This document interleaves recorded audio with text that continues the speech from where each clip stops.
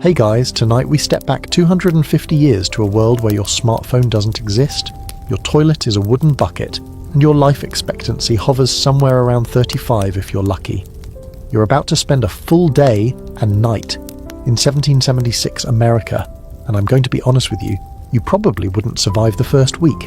The blisters alone would send you crying back to the 21st century, but that's exactly why we're here, isn't it? To appreciate just how soft our modern lives have become while drifting off to sleep in our climate-controlled bedrooms with memory foam mattresses. So, before you get comfortable, take a moment to like the video and subscribe, but only if you genuinely enjoy what I do here. Drop a comment telling me where you're listening from and what time it is there. I love seeing how this little community stretches across time zones, all of us winding down together.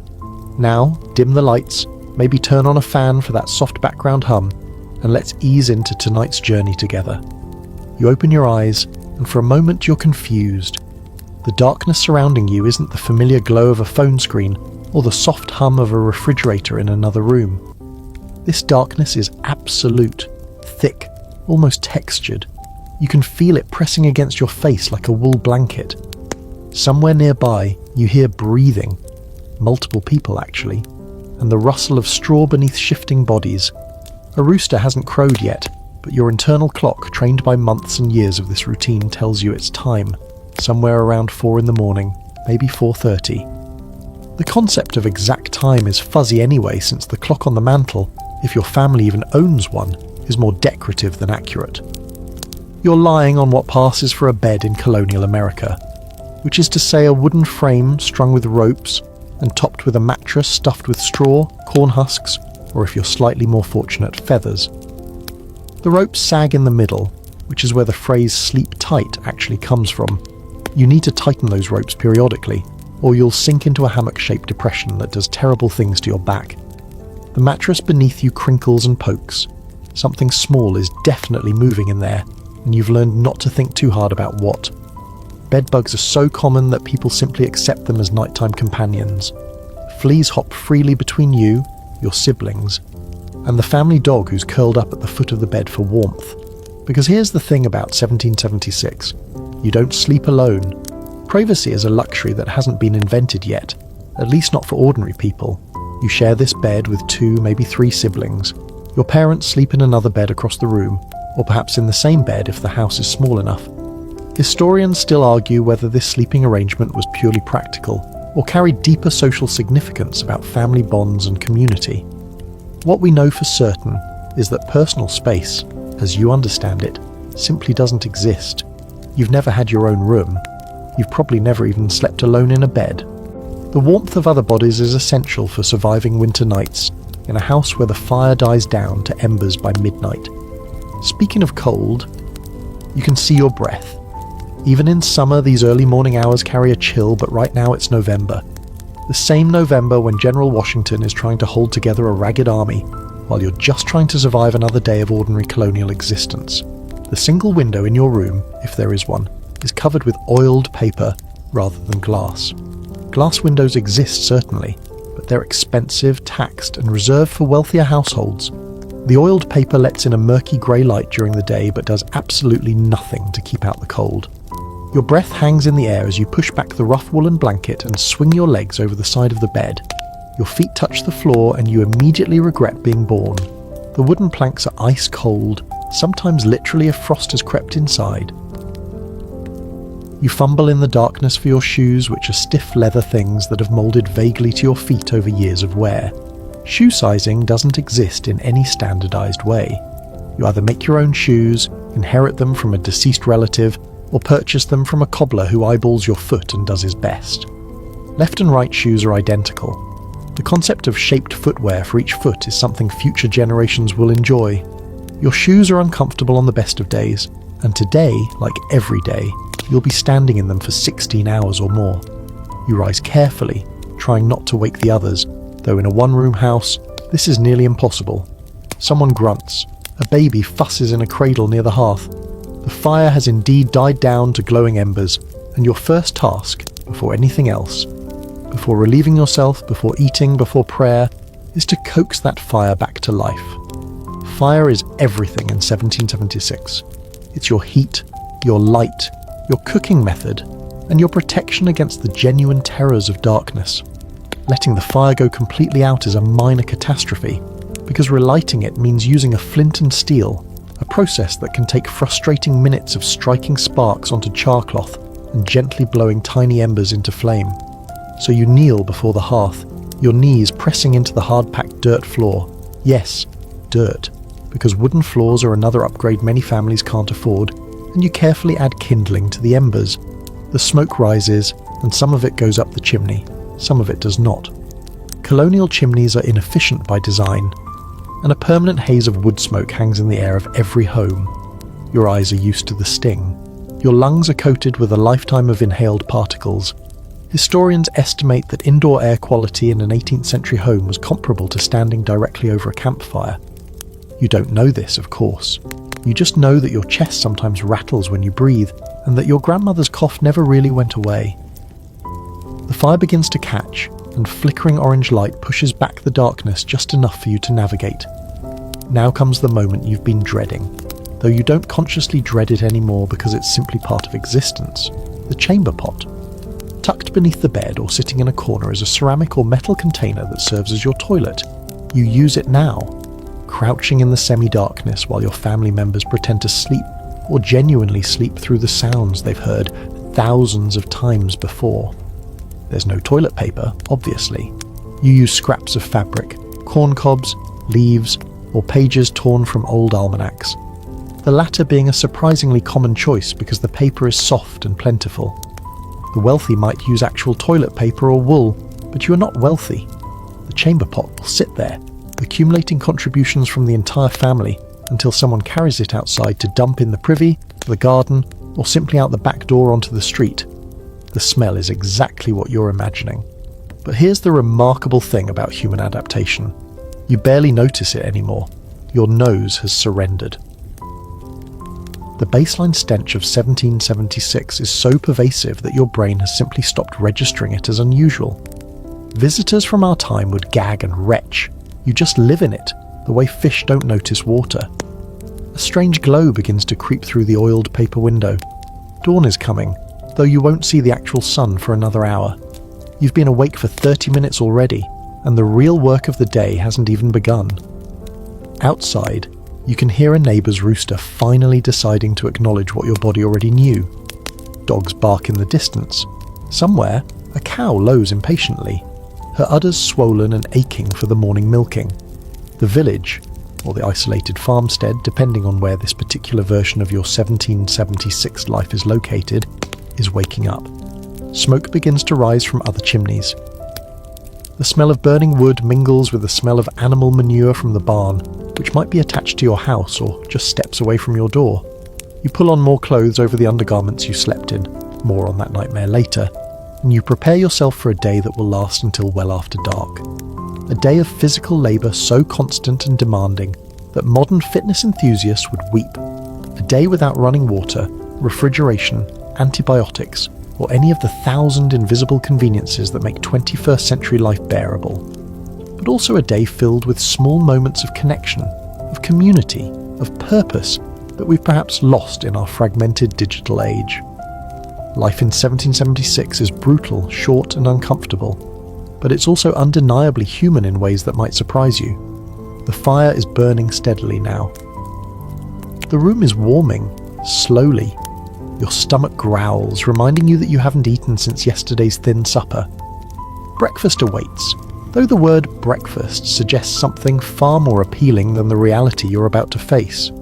Your body aches this morning, but that's not unusual. Your body aches every morning. It has ached for as long as you can remember, a low-grade symphony of pains that you've simply accepted as the background music of existence. That twinge in your lower back from bending over crops. Normal. The dull throb in your knees from kneeling on hard surfaces. Expected.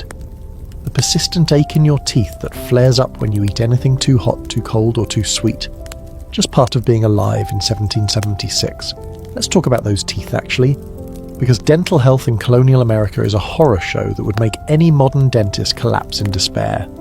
You've probably lost several teeth already, even if you're only in your 20s. The average adult in the 18th century is missing multiple teeth by age 30.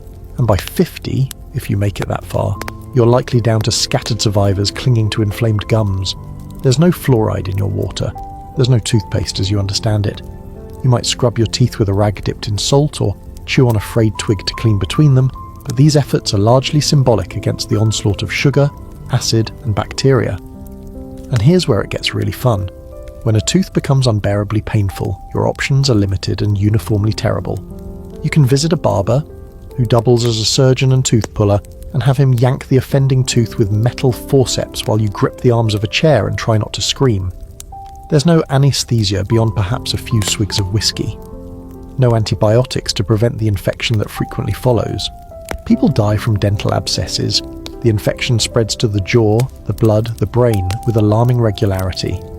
Even George Washington, the wealthiest and most powerful man in the colonies, suffers constantly from dental problems. His famous wooden teeth aren't actually wooden, by the way. They're made from hippopotamus ivory, human teeth, and metal springs. But the myth persists because the reality is somehow even stranger than fiction. Beyond your teeth, your body carries the accumulated damage of a life without modern medicine. That cough you developed last winter never quite went away. The cut on your hand from the scythe healed, but it healed crooked, and now your grip isn't quite right. Your vision is blurry in one eye, and there's nothing to be done about it except squint. Glasses exist, but they're expensive, crudely made, and not calibrated to your specific vision needs. You've simply adapted to seeing the world slightly out of focus. If you're a woman, your body has been through even more. Multiple pregnancies, likely starting in your late teens, have reshaped your pelvis and weakened your pelvic floor. Complications from childbirth, tears, infections, prolapses, are common and rarely treated effectively. Many women carry permanent injuries from deliveries that would be routine emergencies in a modern hospital, but in 1771 are simply endured and survived. Or not survived. Historians still argue whether colonial women experienced menopause earlier due to the physical stress of their lives, or whether our modern records simply don't capture their experiences accurately. What we know is that pregnancy is dangerous, childbirth is dangerous, and the period between births is consumed with recovering enough to do it all again. For both men and women, chronic pain is managed through methods that range from ineffective to actively harmful. Laudanum, a mixture of opium and alcohol, is available and widely used, but it's addictive and imprecise. You might take a few drops for a headache or a few spoonfuls for serious pain, but the dosing is guesswork and overdoses happen. Other remedies include mercury, which doctors prescribe for everything from syphilis to constipation. Mercury treatments make your teeth fall out, your gums recede, and your body slowly accumulate heavy metal poisoning. But in 1776, nobody knows this. Mercury is medicine. It makes you salivate profusely, which doctors interpret as the body purging bad humours. The patient is suffering, so clearly the treatment is working. Bloodletting is another popular cure. Feeling feverish? Let's open a vein and drain some blood. Feeling weak? More bloodletting. The logic, based on ancient Greek ideas about bodily humours, is that illness results from imbalances in blood, phlegm, black bile, and yellow bile. Remove some blood, restore the balance, cure the patient. It doesn't work, of course, and in many cases it actively hastens death by weakening patients who are already fighting infection. George Washington himself will eventually die following aggressive bloodletting for a throat infection. Doctors will drain nearly half his blood supply trying to save him, but that's still decades away, and right now, bloodletting is simply standard practice. Leeches offer a more targeted approach to the same misguided theory. A physician might apply leeches to a swollen joint, an infected wound, or even around the eyes for headaches. The leeches attach, drink their fill, and fall off bloated. The patient feels like something has been done, which provides psychological comfort if nothing else. Some historians argue that leeches provided marginal benefits in certain cases by reducing swelling and improving local circulation, but this is debated. You probably haven't seen a physician anyway. Doctors are expensive, rare outside of cities, and not necessarily more effective than folk remedies passed down through your family. Your mother knows that willow bark tea eases pain. She doesn't know it contains salicylic acid, the active ingredient in aspirin, but she knows it works. She knows that honey helps wounds heal and that garlic seems to fight infection. These folk remedies, dismissed by educated physicians as superstition, often contain genuine medical wisdom that science won't validate for another century or two. When you do get sick, really sick, the primary treatment is prayer and patience. You take to your bed, the same bed you share with siblings who will certainly catch whatever you have, and you wait. Your family brings you broth if they can spare it. Someone might sit with you through the night, keeping vigil, watching for signs of improvement or decline. If you're in a community with a minister, he might visit to pray with you and prepare your soul for whatever outcome God has planned. Death is so common, so woven into daily experience, that this spiritual preparation isn't morbid, it's practical. You've watched siblings die, you've watched neighbours die. Everyone you know has watched someone die, probably in that same bed, probably from something that a simple course of antibiotics would cure in our time. But let's assume you survive. Let's assume your current collection of aches and pains remains in the manageable category, the kind of discomfort you can work through. You've risen from your straw mattress, relieved yourself in the chamber pot and coaxed the fire back to life. The morning light is growing stronger, filtering grey and cold through the oiled paper window. Your stomach cramps with hunger, and your body, despite its many complaints, is ready to fuel itself for the labour ahead. You move toward the hearth, where yesterday's leftovers sit in an iron pot, waiting to become today's breakfast. But first, a moment of stillness. Your family is waking now, coughing, stretching, murmuring the half-words of people not yet fully conscious. The baby has started crying in earnest, and your mother or older sister moves to nurse or soothe it. Your father stands, his joints popping audibly, and scratches at the stubble on his face. Another day in 1776 has begun, and whether your body is ready or not, it's time to move. The fire crackles, smoke swirls. Outside, the rooster continues his unnecessary announcements to a world already awake. You take a breath of air that tastes of wood smoke, unwashed bodies, and the indefinable mustiness of a colonial home, and you prepare yourself for whatever sustenance the morning will provide. It won't be much, but it will be enough. It has to be enough. The iron pot hanging over the fire contains something that might generously be called porridge. It's a thick, greyish mass of cornmeal that was cooked yesterday, allowed to cool overnight, and now sits in congealed lumps waiting to be reheated. You ladle some into a wooden bowl. Ceramic is for families with more money, and you're not one of them. And you carry it to the rough-hewn table that dominates the centre of the room. Steam rises lazily as the fire's heat penetrates the cold mush. You don't have a spoon. Well, you have a spoon somewhere, a carved wooden thing that someone in your family made years ago. But there aren't enough spoons for everyone, so you'll use your fingers and the edge of the bowl. This is breakfast in 1776, and if you're expecting maple syrup, fresh butter and a sprinkle of cinnamon, you should probably wake up and remember where you are. The porridge is bland. It might be seasoned with a bit of salt if salt is available, which it often isn't because salt is imported and taxed and expensive. There might be a splash of molasses if your family has been fortunate in their trading, but molasses is also a luxury that most households ration carefully. You eat the porridge plain, and you're grateful for it because the alternative is not eating at all. Here's something that might surprise you about colonial breakfast. Beer is often on the menu. Not the craft IPA you're imagining, but small beer, a low-alcohol brew that's safer to drink than water in many areas. Water sources in 1796 are frequently contaminated with human and animal waste, and while people don't understand germ theory, they've noticed through painful experience that drinking beer tends to make fewer people sick than drinking water. The brewing process kills many pathogens, and the alcohol provides an additional layer of protection. So you might wash down your cold corn mush with a mug of weak, slightly sour beer, and nobody thinks twice about it. Children drink small beer. Pregnant women drink small beer. It's not about getting drunk, it's about staying alive. Coffee exists in 1776 but remains largely a drink of the wealthy and the urban. It's imported from the Caribbean and arrives in whole bean form that must be roasted and ground at home. The process is laborious, the cost is high, and most rural families simply don't bother.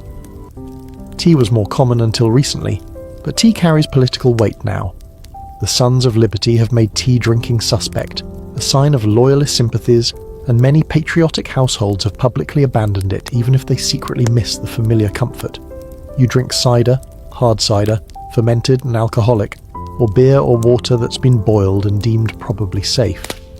The romantic image of colonial Americans sipping coffee while reading newspapers about revolution, is accurate only for a tiny urban elite. Your breakfast might include bread if someone had time to bake it recently. Bread baking is an enormous undertaking that requires maintaining a sourdough starter, mixing and kneading dough, and heating a brick oven to the appropriate temperature, a process that consumes hours and significant firewood.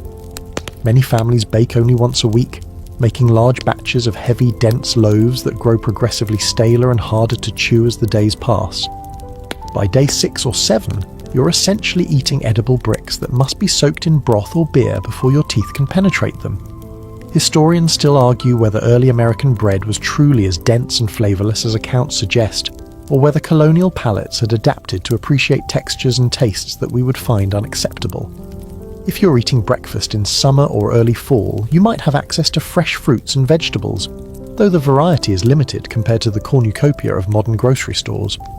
Apples are common in New England, peaches appear in the middle colonies, berries can be foraged if you have time and know where to look. But in November 1776, and remember, we're placing you in this specific revolutionary moment, the growing season is over. You're eating preserved food, dried beans, pickled vegetables, smoked meats if you have them, and endless variations of corn that has been dried, ground, boiled, and served in forms that all taste remarkably similar. Meat is not a breakfast food for ordinary people. Meat is precious, requiring the investment of raising an animal to slaughter size, the labour of butchering, and the skill of preserving what can't be eaten immediately. A chicken that lays eggs is more valuable alive than dead. A pig is a significant capital investment that most families slaughter only once a year, in late autumn when cold weather helps preserve the meat. Beef is even rarer.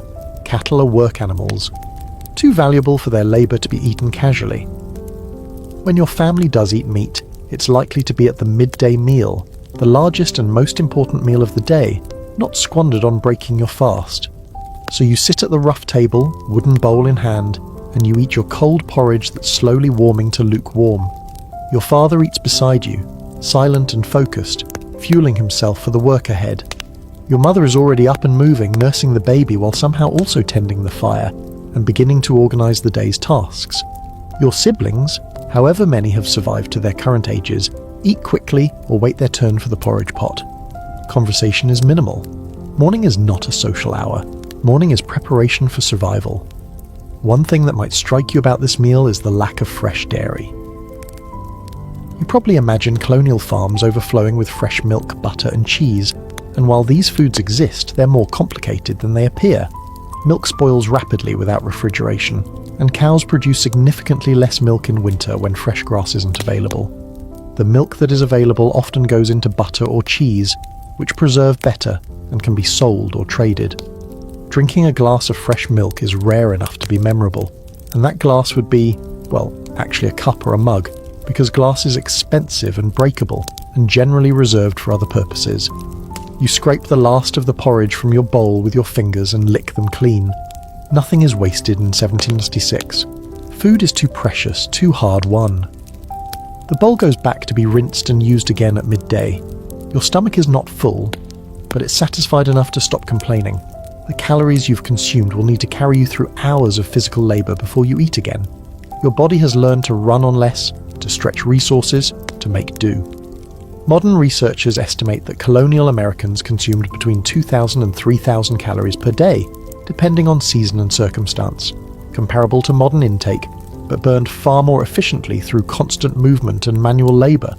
The fire needs more wood, the chamber pot needs emptying, the animals outside need feeding.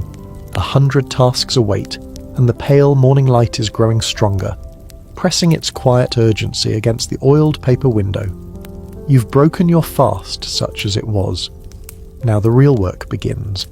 Your fingers are still slightly sticky from the porridge, and you wipe them absently on your clothes as you stand. No one notices. No one cares. Cleanliness, like privacy, is a concept that 1776 understands differently than you do. Outside, the rooster has finally stopped crowing. The world smells of smoke, manure, and the sharp, clean scent of approaching winter. You take a breath, and you begin. Getting dressed in 1776 is not the quick affair you're accustomed to. You don't reach into a drawer, grab a t-shirt and jeans, and emerge ready for the world in 90 seconds. Instead, You engage in a layered, complicated process that involves garments whose names you've never heard and whose functions seem designed by someone who genuinely hated the human body. Welcome to colonial fashion, where nothing zips, very little buttons, and everything itches. Let's start with what you're already wearing, because you slept in it. You didn't strip down to skin last night. That would be cold, impractical, and frankly scandalous. You're wearing a shift if you're a woman, which is a long loose linen garment that falls somewhere between a nightgown and an underdress. You've worn this shift for days, possibly weeks. You own maybe 2 or 3 shifts total, and washing them requires hauling water, heating it, scrubbing fabric against a washboard, and drying everything outside where it might freeze in winter. So you wear each shift until the smell becomes unbearable, even by 1776 standards, and then you wash it and rotate to the next one. If you're a man, you're wearing a long linen shirt that serves the same purpose.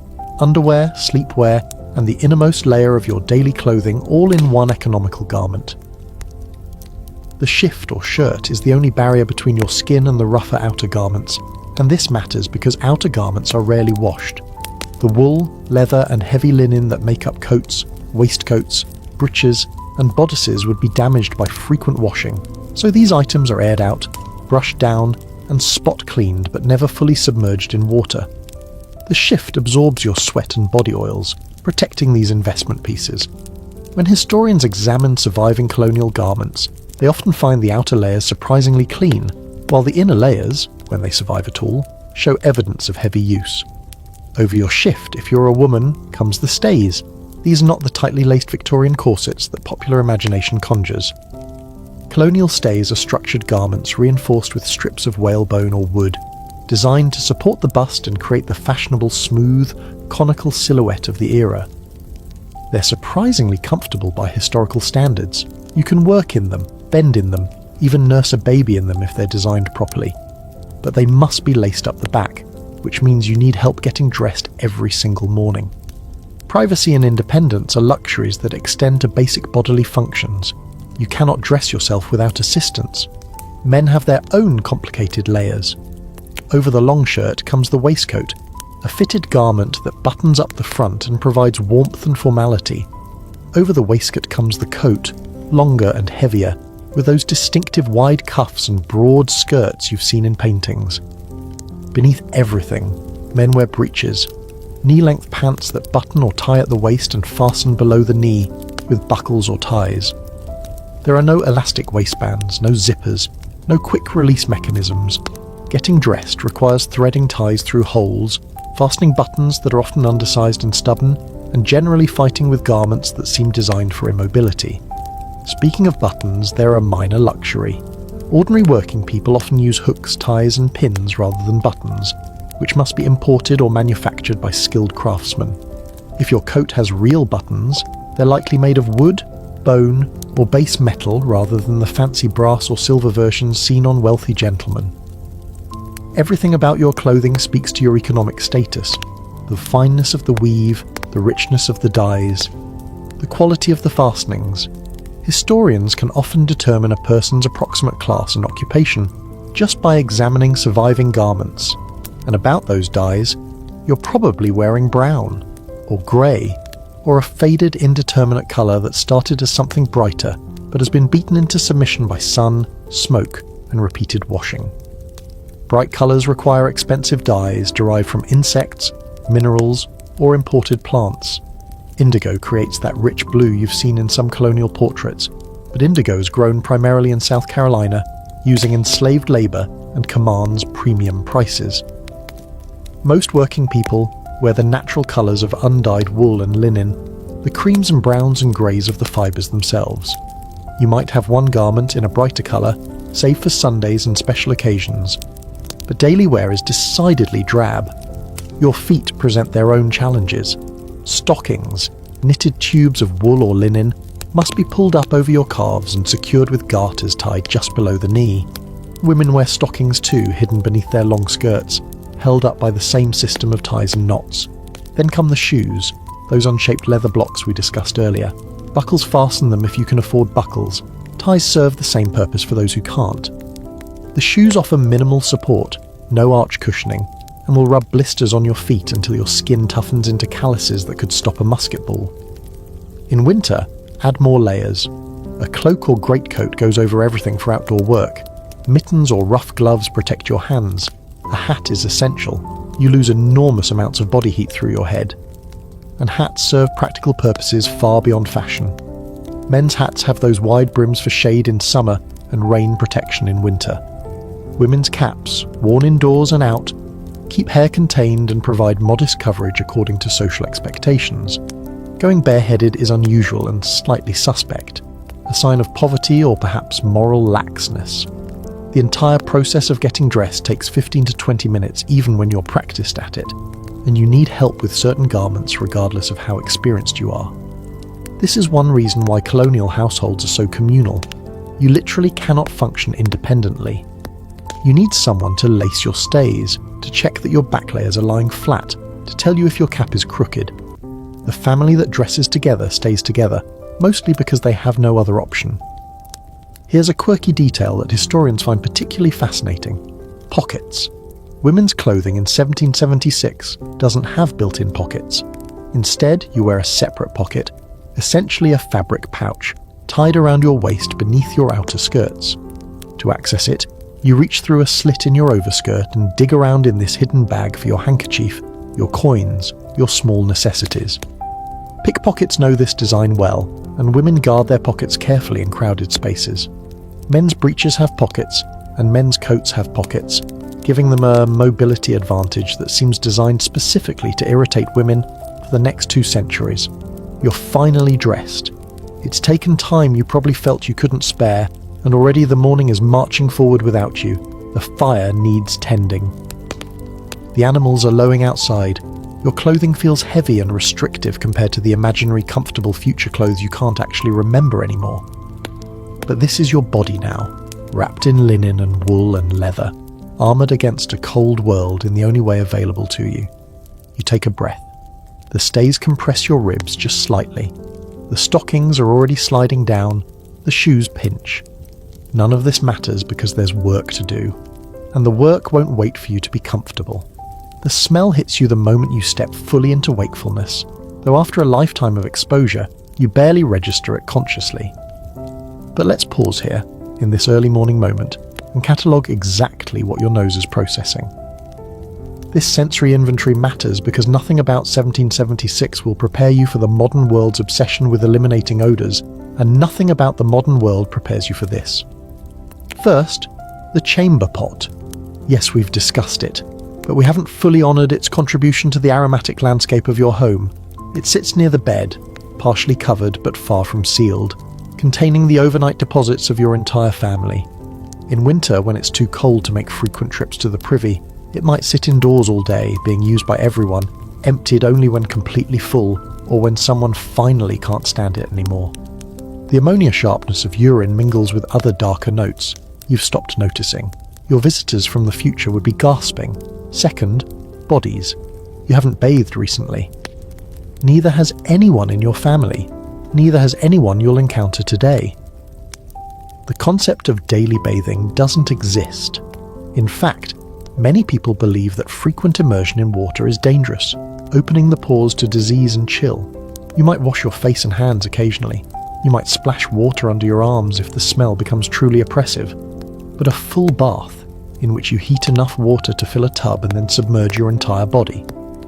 That's a rare event, perhaps a few times a year, often associated with illness or some special occasion. Your body smells like a body that works hard, sweats heavily, and is cleaned infrequently. So does everyone else's body. The collective human funk of 1776 is a constant, inescapable presence. Third, animals. If your family keeps livestock, and most families do, those animals live in close proximity to you.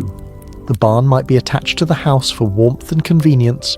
Chickens wander freely, depositing their gifts wherever they please.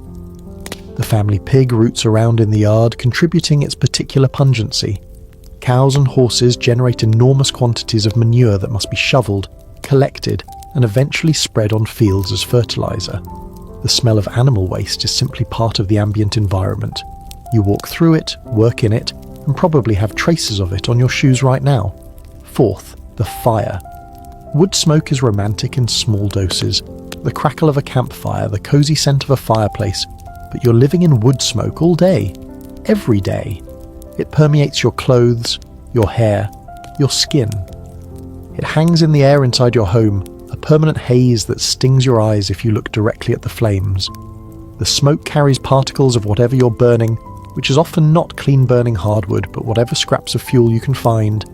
Your lungs process smoke constantly. Your sense of smell has adapted by becoming partially numb to it. Fifth, food. The cooking smells in a colonial home are not the appetizing aromas of a modern kitchen with its ventilation hoods and sealed ovens. Food in various stages of preparation, preservation and decay exists throughout your living space. Meat hangs in the chimney to smoke. Onions and herbs dry on strings suspended from rafters. Somewhere, something is probably beginning to turn, and you'll eat it anyway because waste is not an option. The intermingled scents of cooking, preserving, and spoiling create a complex background note that's present in every breath. Sixth, the great outdoors. Step outside and you encounter mud.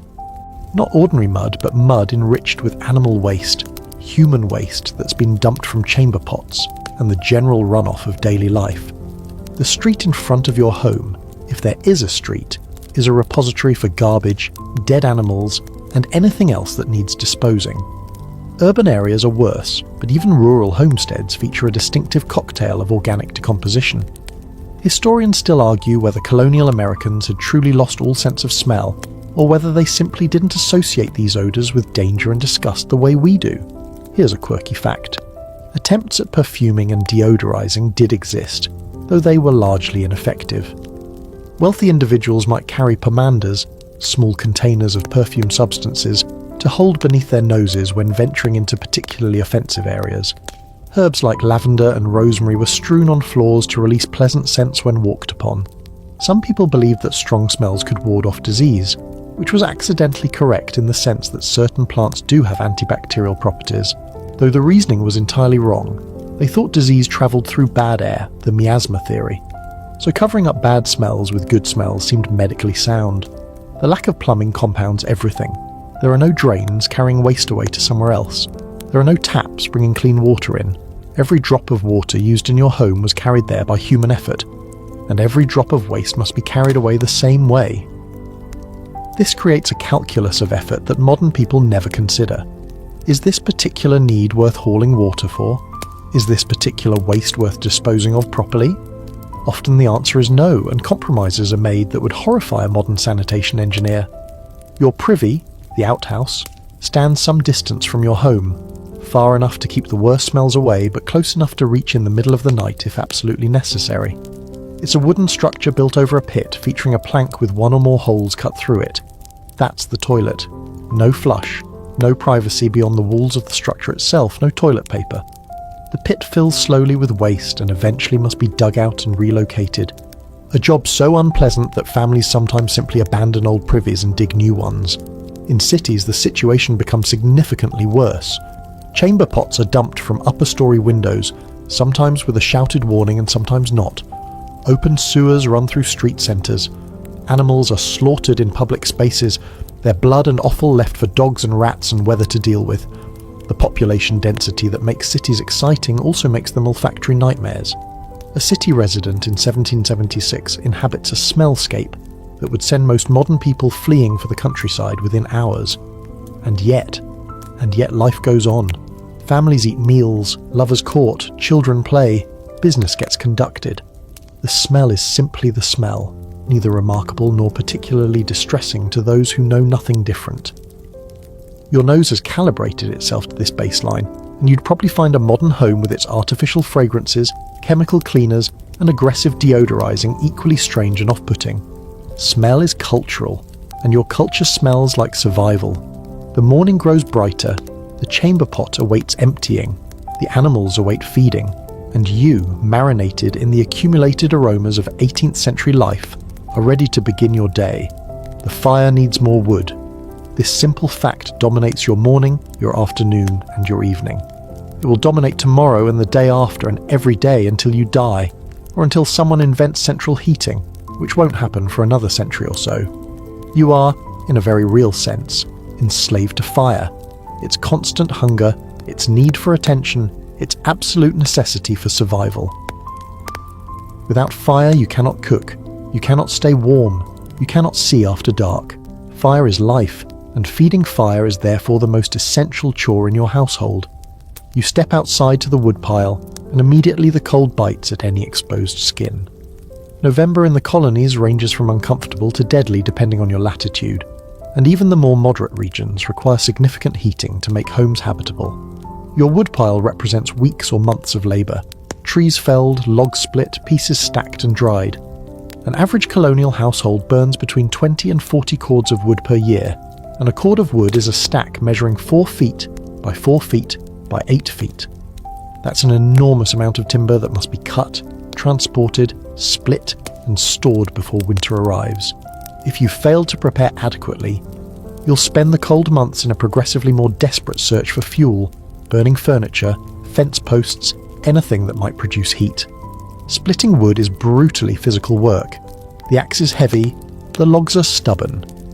Your technique must be precise or you'll exhaust yourself achieving nothing. The colonists who survive are strong, not because they work out at a gym, but because daily life demands constant physical exertion. Every calorie they consume gets burned in labour. Every muscle gets used. The romantic image of the hearty colonial farmer is actually fairly accurate. These people are tough in ways that modern gym goers can barely imagine. Their bodies forge through necessity rather than choice. You carry an armload of split wood back inside and stack it near the hearth. This wood must dry further before burning efficiently. Wet wood smokes excessively and produces less heat. A skilled firekeeper maintains multiple stages of wood around the fireplace. Thoroughly dried pieces ready for immediate use, slightly green pieces that will be ready in a few days, and fresh splits that need longer to cure. Managing this rotation is one of the countless small skills that everyone in 1776 knows, and that we've completely forgotten. Water is the other constant demand. Your household has no plumbing, remember, so every drop of water used for cooking, cleaning, washing and drinking must be carried from its source. That source might be a well in your yard, a nearby stream, or a communal well in the village centre. The distance varies, but the labour doesn't. Water is heavy, about 8 pounds per gallon, and a household might use 20 to 30 gallons per day for basic functions. That's 200 pounds of water, minimum, carried by hand every single day. When your great-grandmother complained about woman's work, this is what she meant. The hauling usually falls to women and children, who make multiple trips per day with buckets and yokes. A wooden yoke that fits across the shoulders allows you to carry 2 buckets simultaneously, balancing the load. But even so, the work is back-breaking. You learn to economise water ruthlessly, using the same water multiple times, washing vegetables and then using that water for scrubbing, saving the cleanest water for cooking and drinking while dirtier water goes to animals or is dumped outside. Beyond fire and water, the daily chores multiply endlessly. Animals must be fed, watered and cared for. Cows must be milked twice daily, a process that takes practiced hands about 20 minutes per cow, and the milking must happen regardless of weather, illness or any other circumstance, because a cow that isn't milked regularly will dry up and become useless. Eggs must be collected, pigs must be slopped. Horses, if your family is fortunate enough to own one, require grooming and exercising. The barn needs mucking out periodically, which is exactly as unpleasant as it sounds. Inside the house, the work is equally relentless. The fire requires constant attention, logs added, coal stirred, ash removed. The single room that serves as living space, kitchen and bedroom must be swept, though the dirt floor means swept is a relative term. Cooking takes hours, not because the recipes are complex, but because the methods are slow. Bread must be kneaded and baked. Stews must simmer for extended periods to tenderize tough meat. Every meal requires planning hours in advance, coordinating the fire's heat with the food's readiness. Laundry deserves special mention as one of the most labour-intensive chores in the colonial household. Washing clothes by hand, without hot running water or detergent, requires soaking, scrubbing, boiling, rinsing and drying, a process that consumes an entire day and leaves the washer exhausted. Clothes are washed infrequently precisely because the work is so demanding. who might do a full household laundry once every few weeks, or once a month, scheduling it around other responsibilities and weather conditions that allow for outdoor drying. Historians still argue about exactly how colonial families divided this labour, but general patterns are clear. Women managed the household, cooking, cleaning, child-rearing, textile production, while men worked the fields, maintained buildings, and handled heavier agricultural tasks. Children worked as soon as they were physically able, with even toddlers contributing by gathering eggs or carrying small loads. There was no distinction between childhood and work. Children were simply small workers with limited capabilities that grew as they did. The concept of free time barely exists in this world. From the moment you wake until the moment you collapse back onto your straw mattress, your hours are filled with tasks that must be done for survival. Leisure is not a daily experience. It's something that might happen on Sundays after church, or during winter evenings when darkness limits outdoor work, or occasionally during community gatherings that combine work and socialising. The idle hours that modern people fritter away scrolling through phones would be incomprehensible luxury. Your arms ache from carrying wood. Your shoulders protest from the water yoke's pressure. Your hands are chapped and calloused from work that never ends. But the fire is burning strong now, the water bucket is full, and the animals are fed and quiet in their barn. For this moment you've stayed ahead of survival's demands. Tomorrow you'll do it all again. The small body beside you stirs and a hand reaches up to tug at your clothing. This is your younger sibling, or perhaps your own child if you're old enough to have one, and they're already dressed in a smaller version of your own uncomfortable garments, already awake, already expected to contribute to the household's functioning. Childhood in 1776 is not the protected, play-centred experience you might imagine.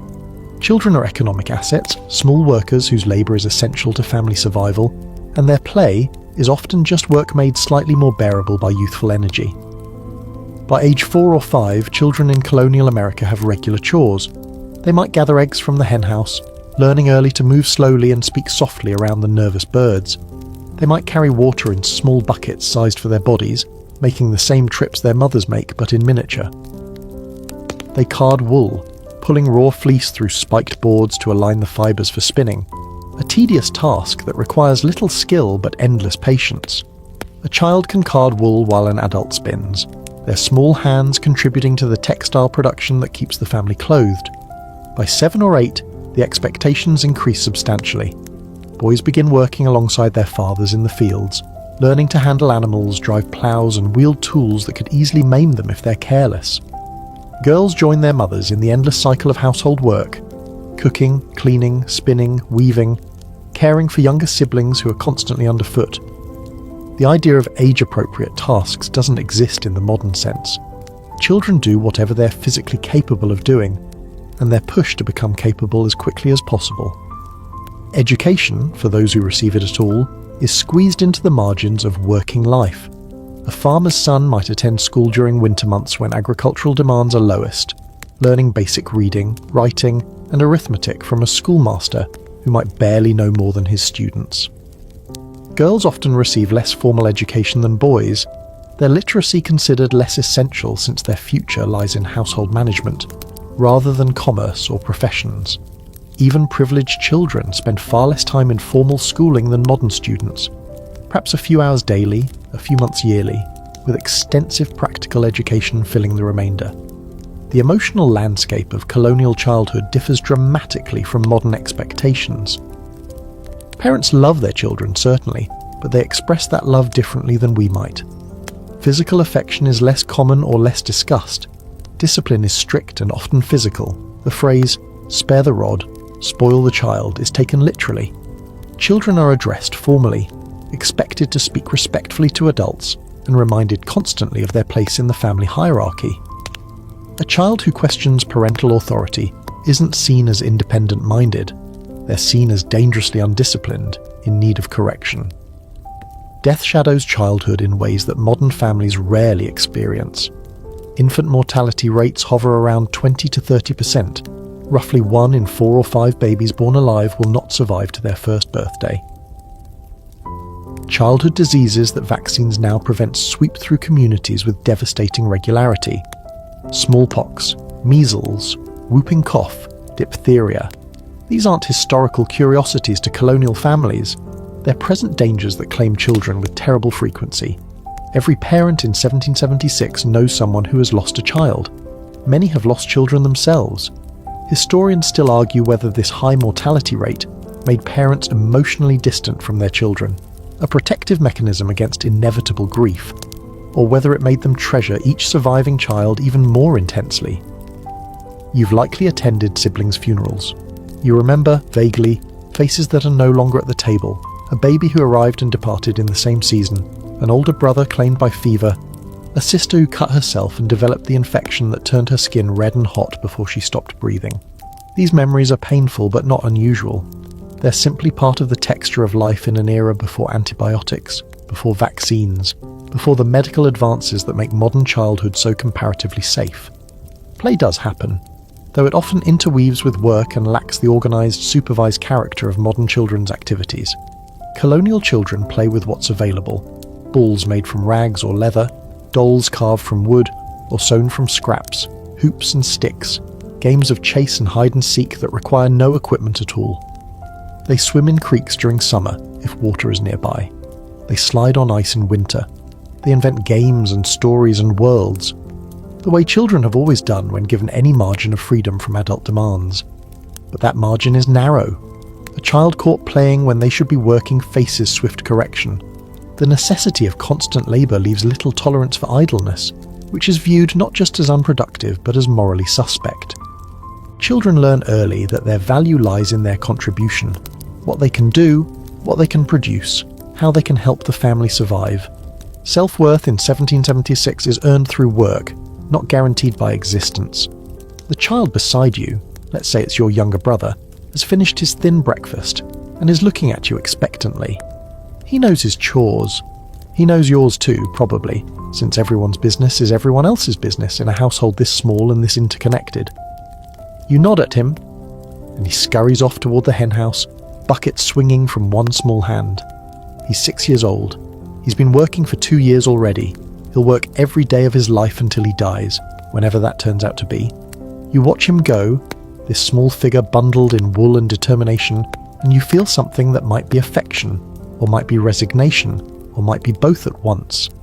Childhood is short in 1776. Adulthood is long and hard. The only way to prepare children for what awaits them is to start the preparation early, to build their bodies, their skills, their capacity for endurance through the only method available, making them do it. The henhouse door swings open. Small hands reach for eggs.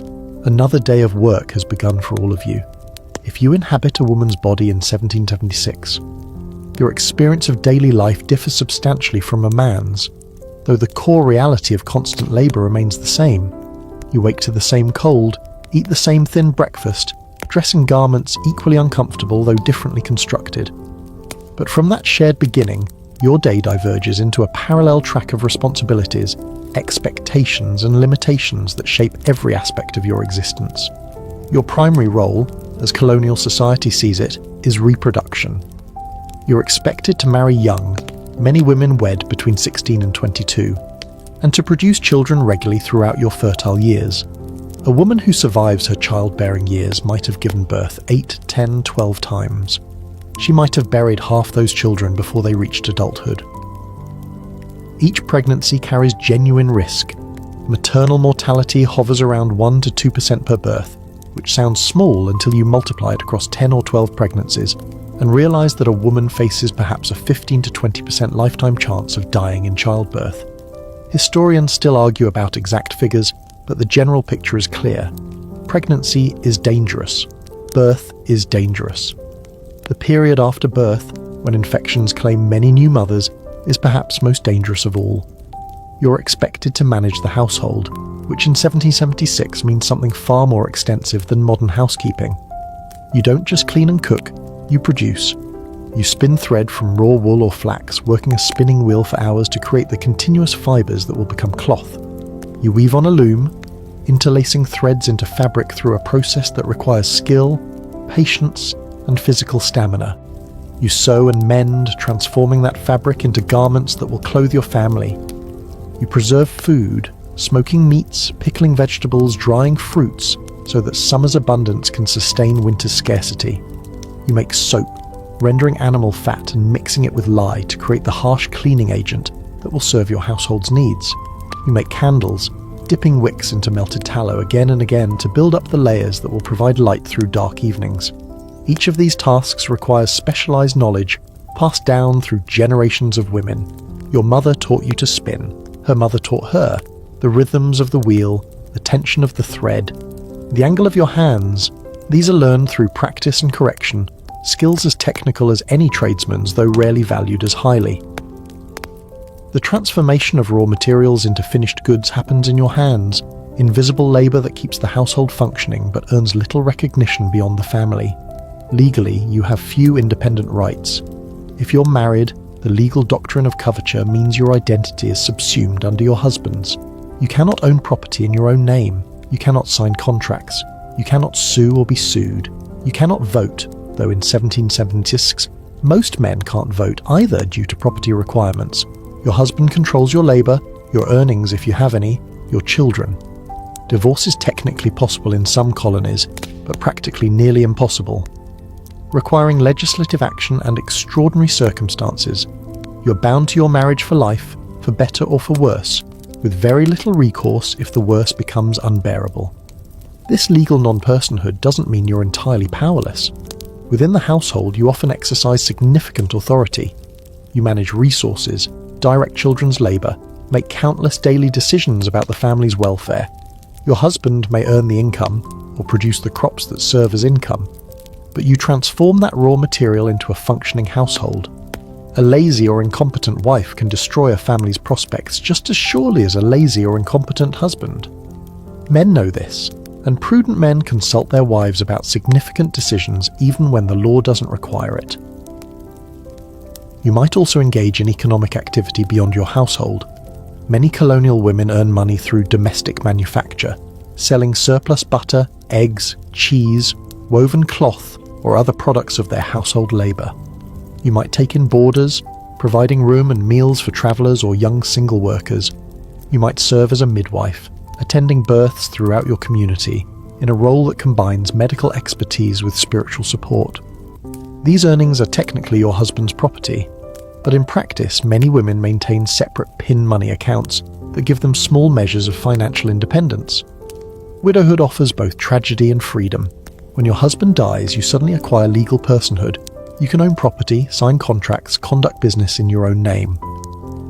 Many widows run family farms and businesses successfully, demonstrating capabilities that marriage laws had obscured.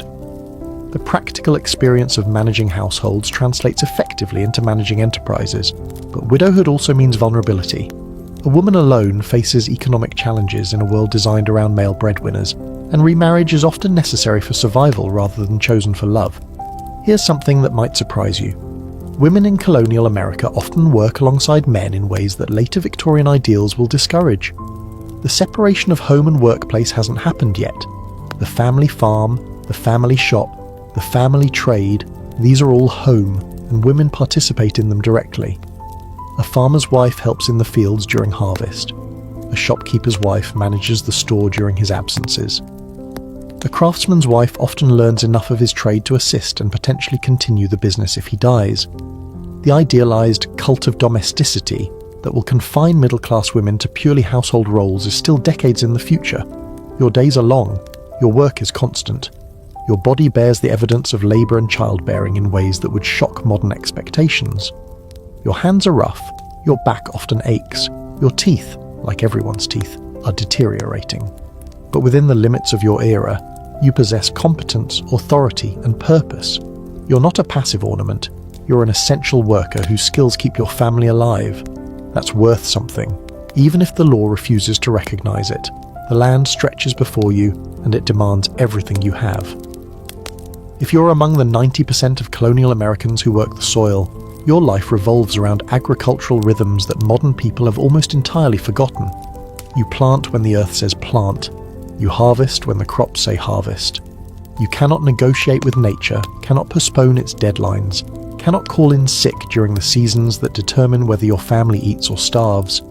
The land is your employer, your provider, and your master all at once. November offers a brief respite. The harvest is mostly complete. The corn gathered, the wheat threshed, the vegetables stored in the root cellar that stays cool enough to preserve them through winter. This is the season for slaughtering livestock that won't survive the cold months, preserving meat through smoking and salting, and preparing for the long hibernation of winter when agricultural work largely ceases. But even in this quieter season, the farm demands attention. Fences need mending before snow makes repair impossible. Tools require sharpening and maintenance. The barn must be weatherproofed, its gaps stuffed with mud and straw to protect the animals who will shelter there. Colonial farming is not the mechanized operation you might imagine when you think of farms. You have no tractor, no combine, no powered equipment of any kind. You have hand tools, hoes, sickles, scythes, axes, and you have animal power if you're fortunate enough to own a horse or ox.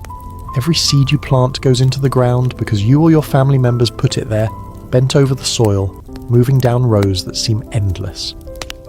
Every weed that threatens your crops must be pulled by hand. Every harvest requires cutting, gathering, binding, and transporting through human and animal effort. The calorie math of colonial farming is brutal. You expend enormous energy producing food, hoping the food you produce exceeds the energy you spent producing it. The crops themselves differ somewhat from what modern farms grow. Corn is the staple of colonial agriculture, a New World plant that Native Americans cultivated for millennia before European contact. You plant it in hills, several seeds per mound, often interplanted with beans that climb the corn stalks and squash that spreads along the ground shading the soil, a Three Sisters approach learned from indigenous farmers. Wheat grows in more northern regions and requires more processing than corn but makes better bread. Rye, oats and barley serve various purposes. Vegetables fill kitchen gardens: beans, peas, turnips, carrots, cabbages, onions. Herbs grow near the house for cooking and medicine. Tobacco dominates in the Chesapeake region, though we're focusing on northern and middle colonies where food crops take priority. Still, it's worth noting that tobacco cultivation shaped southern colonial life profoundly, creating plantation systems dependent on enslaved labour. We'll return to this later. For now, understand that colonial agriculture isn't uniform. It varies enormously by region, soil type, climate, and local tradition. Historians still argue about whether colonial farming methods were sustainable or whether they exhausted soil fertility in ways that would require future generations to adapt. Weather determines everything, and you can do nothing about weather.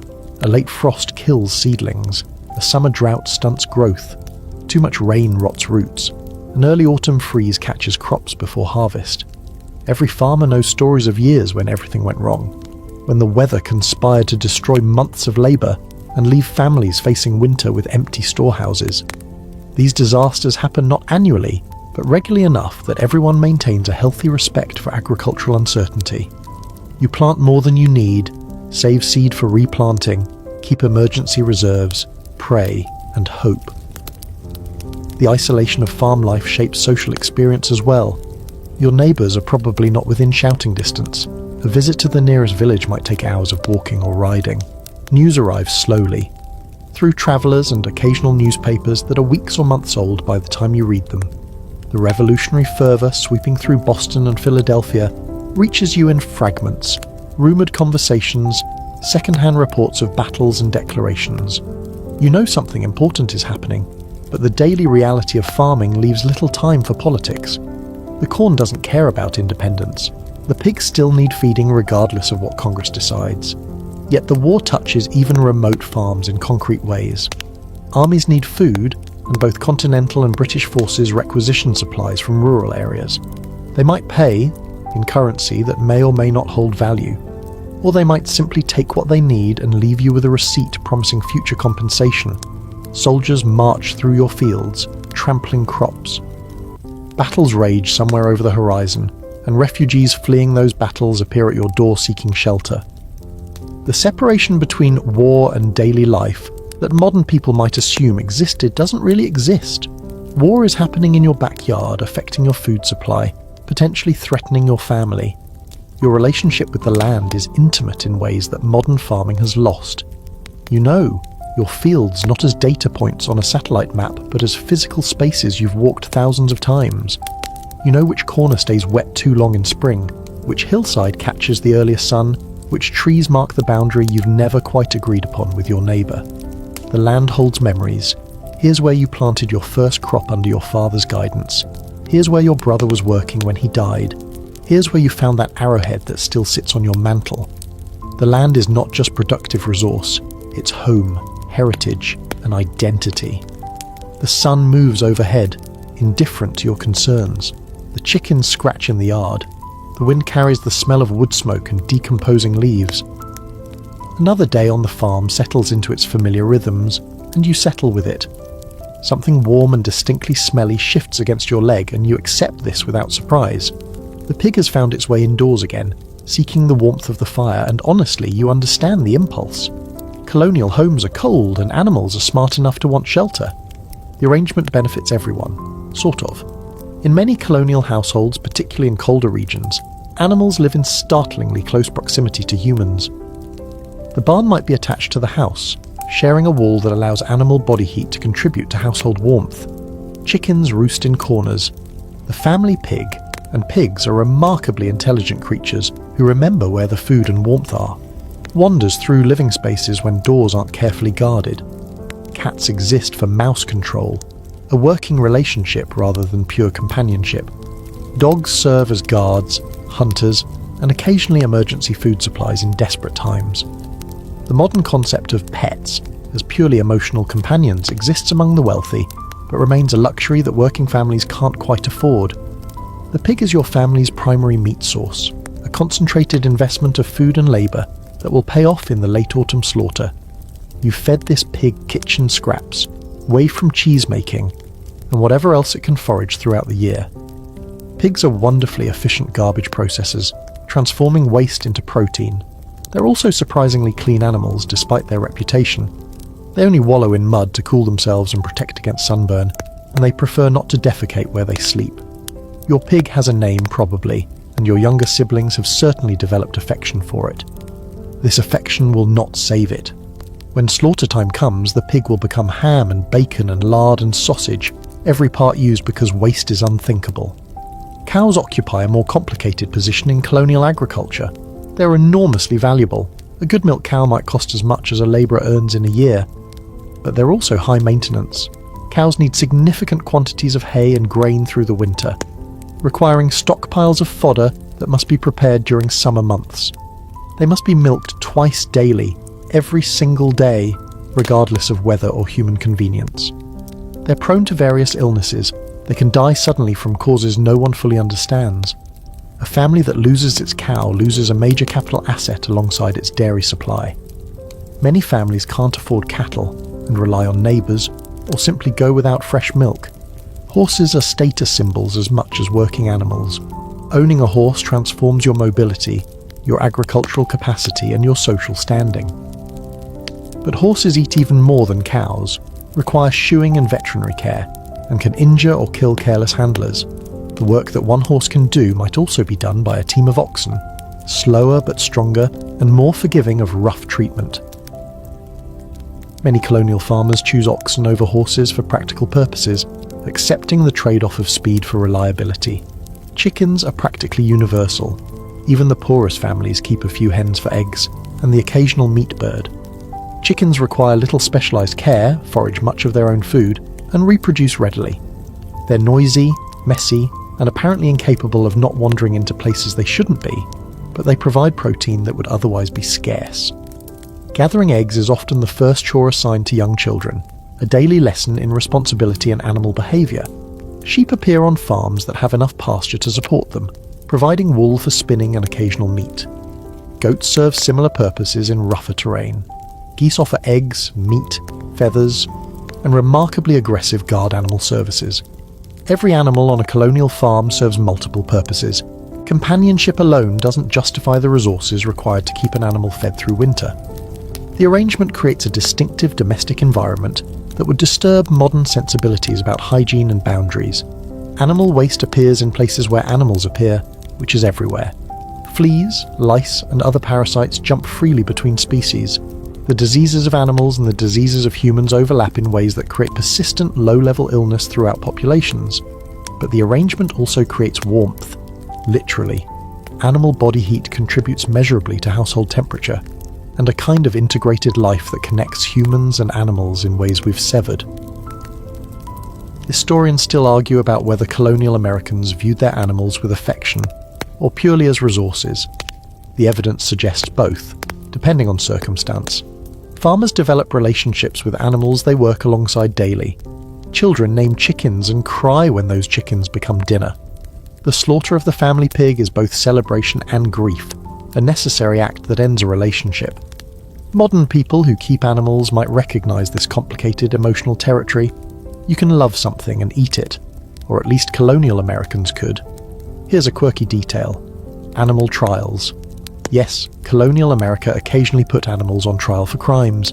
Pigs were prosecuted for injuring or killing children. Bulls were tried for murder. The practice seems absurd by modern standards, but it reflects a worldview that held animals morally accountable for their actions in ways our legal system no longer acknowledges. The pig that bit the neighbour's child might face a formal proceeding before facing execution, a strange ceremony that combined legal process with what we might now call animal control. The pig at your feet grunts contentedly, unaware of its approaching fate. You reach down and scratch behind its ear, knowing you'll miss this creature when it's gone, knowing you'll be grateful for the food it provides. The ambivalence is familiar. Everything in 1776 carries this quality of doubleness: valuable and burdensome, cherished and consumed, present and always potentially gone. The morning has advanced, and your stomach reminds you that the thin porridge you consumed hours ago has long since converted to energy and burned away. But this isn't breakfast time anymore. It's dinner time, confusingly. The colonial meal schedule bears no resemblance to the breakfast-lunch-dinner pattern you might expect. What we call lunch, they call dinner, and it's the largest, most important meal of the day. Dinner happens around noon, time to coincide with the sun's height and the worker's greatest need for sustenance. You've been labouring for hours already, hauling water, feeding animals, working whatever task the season demands, and your body needs fuel to continue. The evening meal, called supper, will be smaller, often just leftovers from dinner or a simple soup, eaten by firelight before bed. Breakfast was practically non-existent, as we've established. The colonial eating schedule concentrates